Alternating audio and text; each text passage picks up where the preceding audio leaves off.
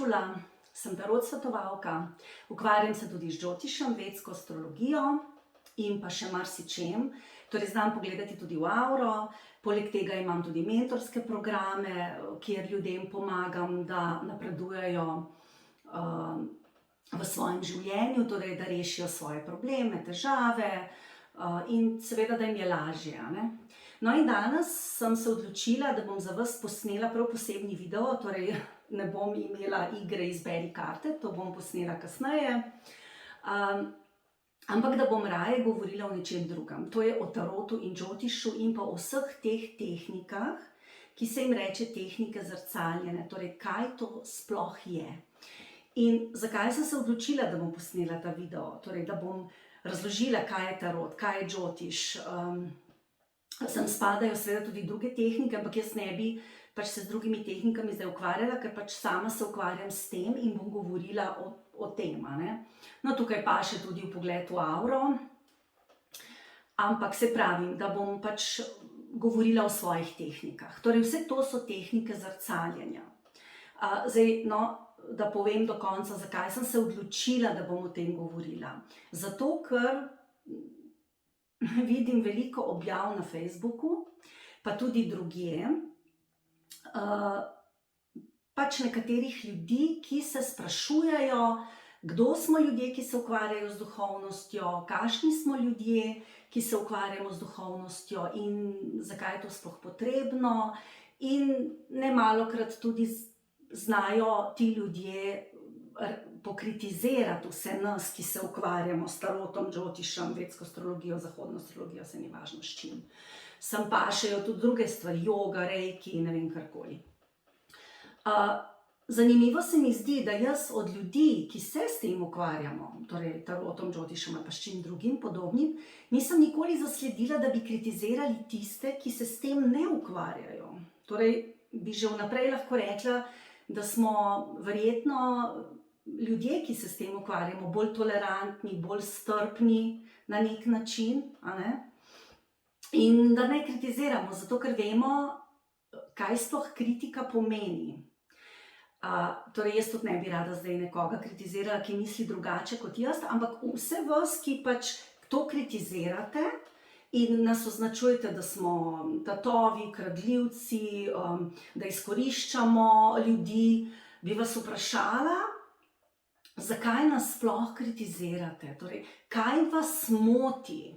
To je zelo, zelo podobno lovu na čarovnice. Torej, sama sem bila zgodovinarka, učila sem tudi v osnovni šoli, vem, kaj pomeni lov na čarovnice, vem, kakšen je bil ta lov, vem, kako grozljivo, grozovito so mučili ženske, ki so se na glas upale povedati, kaj čutijo, kaj mislijo in so upoštevale svojo intuicijo in te ženske so strahovito kaznovali. In zdaj jaz vprašam vse, ali tudi vi želite pač še nadaljevati ta lov na čarovnice, ali bi raje dopustili ljudem, ki pač delamo nekaj s srcem. Jaz sem se odločila, da bom to delala, ker pač sem bila poklicana v to delo že od majhnega. Torej, mene to že od majhnega privlači. Ko sem pač kasneje, ko sem odraščala, me je to še bolj privlačevalo in ko sem bila v službi, sem se vseskozi s tem ukvarjala, ker je moje srce to želelo, moja duša. In tisto, kar želi srce, kar želi duša, je ponavadi tudi naša prava pot, je naša življenjska naloga, je naša dharma. Torej, jaz to delam s srcem, jaz to delam zato, ker me veseli, ker si želim to delati. In ne kritiziram nobenega, ki ne dela tega, kar jaz delam, ker dela nekaj drugega, zato ker pač on je bil poklican za tisto drugo delo. In ga ne kritiziram zdaj zato, ker on to dela. Poleg tega še ena zelo pomembna stvar, ne kritiziram ga tudi zaradi tega, ker on zato, ker dela, ljudem zaračuna. Tudi to me zelo moti. Ker nekateri se zelo pritožujejo, torej kaj je sploh treba tem duhovnim gurujem in ljudem, ki se ukvarjajo s tarotom, Džotišem ali s čim drugim računati, da to ni duhovno, to sploh ni res. Torej, ljudje, ki so zelo duhovni, so zelo prizemljeni. Mi moramo imeti, da bi to poenostavila in rekla, razvita oba, če si to predstavljate kot krila, oba krila. In materialno in duhovno. Mi živimo na tej zemlji. Torej, na zemlji moramo biti prizemljeni, moramo biti v stiku z zemljo, ker živimo tukaj in denar je pač danes sredstvo, ki ga pač dobiš za svoje delo. In zakaj jaz, ki se z Džotišem ukvarjam in vedsko astrologijo in svetovanjem, ne bi smela svojih storitev zaračunati? To res ne razumem. Potem tudi psihoterapevt, ki se s človekom pogovarja 1 uro, ker Džotiš je podoben psihoterapiji, ne bi smel tega računati. To se mi zdi pač tako zelo malo hinavsko. Da nekdo lahko za svoje storitve zaračuna, ne vem, naprimer zidar, jaz, ki se pa pač s tem ukvarjam, pa ne. Vsi živimo na tej zemlji in denar je pač danes še tako sredstvo. Ko bomo živeli v pač družbi, ki bo na višjem stanju zavesti, bomo pa pač verjetno imeli blagovno menjavo ali pa ljudje bojo delali prvič tisto, kar si bojo želeli, drugič bo pa njim bo nekdo nekaj naredil, oni bojo pa njim naredili nazaj, pač mogoče ne bo več denarja ali bo pa v kakšni drugi obliki. Ampak danes je pa to tako. Torej, odgovor v vsem kritikom, jaz sem to doživljam že zelo dolgo, ko me ljudje vprašajo, pa menda ti ne verjameš v to, kar delam. Jaz njim odgovorim, ne verjamem, jaz vem, da je tako, ker pač to čutim, ker to že od majhnega čutim. In to delam, ker si to želim delati. In jaz bi za vsakega izmed vas želela, da bi delali tisto, kar vam narekuje srce, ker to vpliva na vaše zdravje, na vaše počutje, na vaše zadovoljstvo, ker ljudje, če delajo tisto, kar si želijo delati in to delajo s srcem, so tudi bolj zdravi in bolj zadovoljni. Tako da to je pač zelo pomembno. In zakaj ne bi spoštovali raznolikost, raznovrstnost in reševanje težav na različne načine. Torej, ljudje, ki pridejo k meni, jaz nobenega ne silim, da pride k meni, pač iščejo rešitve in jaz jim pač pomagam na svoj način. Nikoli nikomur ne dajem, naprimer, odgovora na vprašanje, če me nekdo vpraša, ali se bom jaz ločil. Jaz nimam pravice človeku povedati, ali se bo ločil. Lahko rečem, naprimer, pri Džotišu se vidi, če je nekdo gre v to smer in če je velika verjetnost, da se bo ločil, ker je pač to njegova karma, lahko tudi dharma, življenjska naloga. Ampak jaz nimam pravice njemu reči, ja, gospa, dajte se ločiti, ali pa ja, gospod, dajte se ločiti. To je odločitev vsakega posameznika. Lahko opozorim osebo, da gre v to smer. Ponavadi tisti ljudje, ki pridejo, se že ločujejo, pa me potem vprašajo, ali je to dobro ali ni dobro. Torej, jaz lahko rečem, pač kaj vidim, lahko povem svoje mnenje, ne smem pa človeku reči, ja, ti se moraš iti ločiti. Lahko jim svetujem, glede na njihovo karmo in dharmo, kaj bi bilo za njih dobro. Naprimer, če ena ženska doživlja nasilje, kakršnokoli, potem lahko te ženske rečem, gospa, svetujem vam, da se ločite. Ne smem pa reči, vi se morate ločiti, to ni moja pravica. Torej, tarot in Džotiš in pač vse te tehnike ljudem ne govorijo, kaj oni morajo narediti, ampak jim svetujejo, v kakšno smer naj bi neka oseba, ki ima težave, šla.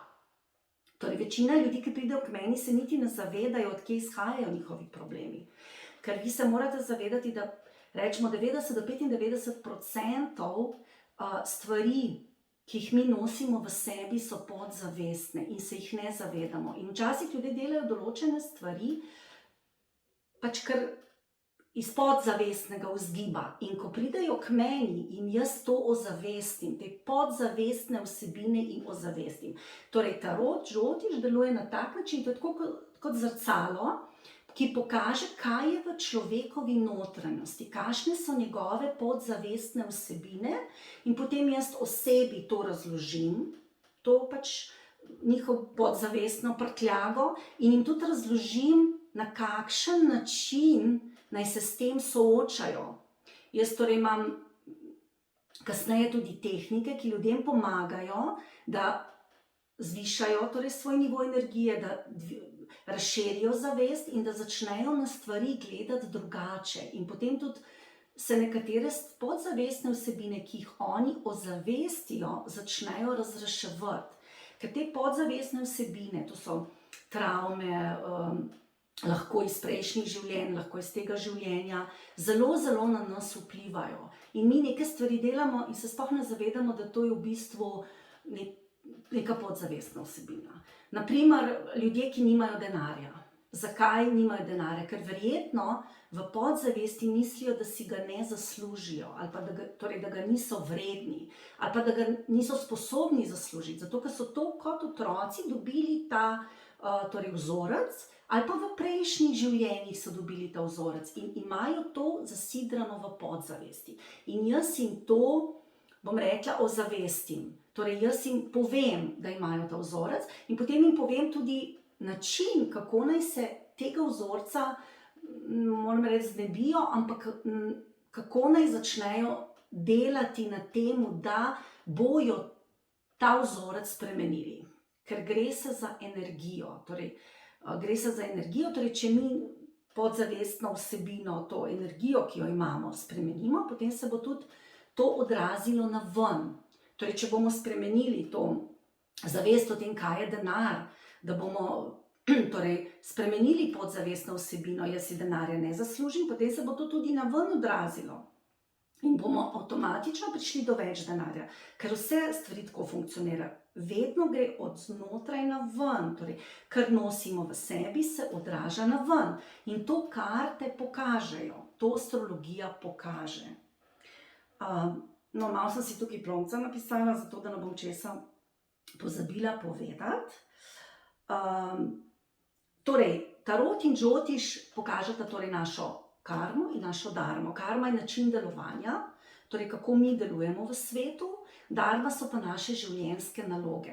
Torej, nekatere določene stvari so nam usojene, torej kako se bomo pa mi na to odzvali, na to usodo, je pa naša svobodna volja.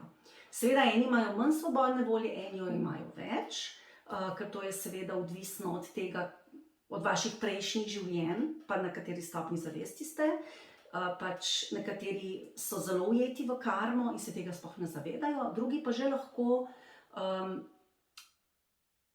pa že vedo, da so sami kreatorji svoje usode in delajo stvari na drugačen način. In ko se jim nekaj zgodi, torej tudi nekateri imajo že precej počiščene podzavestne vsebine, ali se pa zavedajo, da delujejo na podlagi podzavestnih vsebin in se s tem ukvarjajo, in ko pridejo do določenega problema, razmislijo, kako ga bojo rešili in se odzovejo drugače, kot bi na primer se odzvali, če se ne bi sploh zavedali, da imajo nek podzavestni program. In ti ljudje, ki se zavedajo, da imajo nek podzavestni program, se tudi lotijo, bom rekla, tehnik, s katerimi te podzavestne programe pri sebi najprej ozavestijo, potem pa tudi razrešijo. No in pridemo potem tudi do zaslepljenosti, ko naprimer je zelo veliko komentarjev o ljudeh, ki se ukvarjajo z duhovnostjo, da smo zaslepljeni. Torej, nekateri verjetno so, jaz ne bom nikoli rekla, da pač to lahko ni res. Nekateri ljudje, ki se ukvarjajo z duhovnostjo, so tudi lahko zaslepljeni, ne govorim o tem. Ampak jaz verjamem, da če nekaj počneš s srcem in te je duša poklicala, da verjetno se dvigaš od zaslepljenosti proti odkrivanju resnice, kar je pa najbolj pomembno, in razbijanju iluzij. Ker gre se za to, da zaslepljeni so ljudje, ki ne vedo, da živimo v iluziji. To je, na primer, če pogledate televizijo, kakšne vsebine mi na televiziji vidimo. Jaz dostikrat vidim, da so nekateri programi že v televiziji s tem namenom, da ljudi slepijo. Torej neko slepilo, neka iluzija, nek privid. In se večina ljudi tega sploh ne zaveda, da je na primer že preko televizije dobivamo ogromno tega, kar se seveda nalaga tudi v našo podzavest in seveda tudi vpliva na nas, če se mi zavedamo ali pa če se ne zavedamo. Torej, zaslepljenost, ja, živimo v iluzijah, ampak nekateri se zavedamo, da živimo v iluziji, znamo tudi iz tega izstopati, nekateri se pa ne zavedajo, da živijo. Jaz vem, da živim v neki iluziji, ampak vem tudi, da se iz tega da priti ven. In tudi vem, v kakšni iluziji živim, ker sem se s tem ogromno ukvarjala, veliko sem delala na tem. Težko je stopiti iz tega, zato ker mi smo dejansko živimo v svetu, kjer smo na nek način ujetniki karme in moramo zelo veliko delati, torej na svojem delovanju, na podzavestnih vsebinah, in ko to zavestimo, in ko zavestimo naše ravnanje, šele lahko uvidimo, da živimo iluzije in začnemo stopati iz tega. To je postopen proces. In da sploh vemo, da živimo v iluziji, tudi to je proces.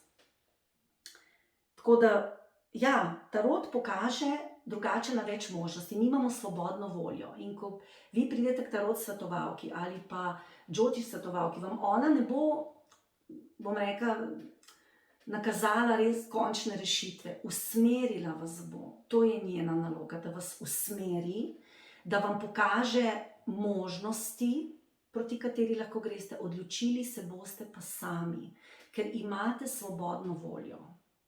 Zdaj pa se pravim, nekateri jo imajo manj, nekateri več. Tisti, ki jo imajo manj, grejo ponavadi v tisto smer, kakor tudi tarot pokaže, ali pa džotiš karta pokaže. Tisti, ki imajo pa več svobodne volje, so pa pripravljeni delati na sebi in grejo pa potem v drugo smer, v dvig zavesti. A ne? No in za na konec bi samo povedala, da zakaj bi se mi, ki se z duhovnostjo ukvarjamo, pa ni važno, kaj to je, zakaj bi se morali opravičevati drugim, ker se s tem ukvarjamo. Zidar se tudi ne rabi opravičevati, ali pa polagalec ploščic, ali pa kdorkoli. Tako da, ne vem, jaz bi vsem tistim, ki nas kritizirajo, bi jih pozvala k temu, naj se malo zamislijo nad tem. Vi delate tisto, kar si želite, jaz delam, kar si želim, ne napadam nikogar, ker pač nekaj počne, kakor počne, in bi tudi prosila, da tudi vi ne napadate nikogar, če misli drugače. Vsak naj misli in dela tako, kot misli, da je za njega prav. Vsak naj dela tako, kot čuti, da je za njega prav. In mislim, da bomo tako postali bolj humana družba, bolj tolerantna družba, če se ne bomo toliko napadali, toliko kritizirali in pač spoštovali mnenje nekoga drugega. Pač nekdo misli drugače, nekdo rešuje probleme drugače kot mi. In kaj potem? A se moramo na njega jeziti? To je seveda tista, jaz imam prav in se ne motim. Za na konec. Vas vse lepo pozdravljam. Upam, da sem vam razjasnila nekatere stvari. In če si boste kdaj zaželeli tarot analize, džotiš analize, vpogleda v auro ali česarkoli drugega, ste vabljeni k meni seveda.